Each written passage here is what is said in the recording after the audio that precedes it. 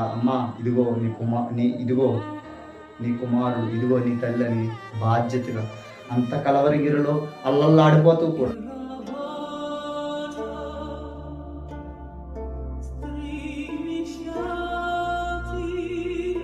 కలవరగిరిలో కూడా అల్లల్లాడిపోతూ కూడా ఇదిగో నీ తల్లి, ఇదిగో నీ కుమారుడు ఇరుగు అని ఏం చేశాడయ్యా అంటే తల్లి పట్ల తనకున్న బాధ్యతను ఏమైనా మర్చిపోయాడు. ఆయన ఏమాత్రమో మర్చిపోలేదు.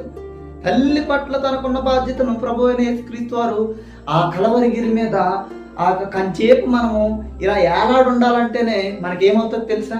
చేతులు నొప్పి వచ్చి ఒక్క నిమిషం కూడా మనం నిలబడకుండా ఏం చేస్తాం? వెంటనే దిగిపోతాం. 6 అంగుళాలు 7 అంగుళాలు ఉన్న మేకుని ఇలా దిగ్గొట్టేసి అంతంత ప్రాణంగా అల్లాడిపోతుంటే ఆ బాధ్యతలో కూడా, లేదంటే ఆ నరక వేదనలో కూడా ఆయన తల్లి పట్ల తనకున్న బాధ్యతను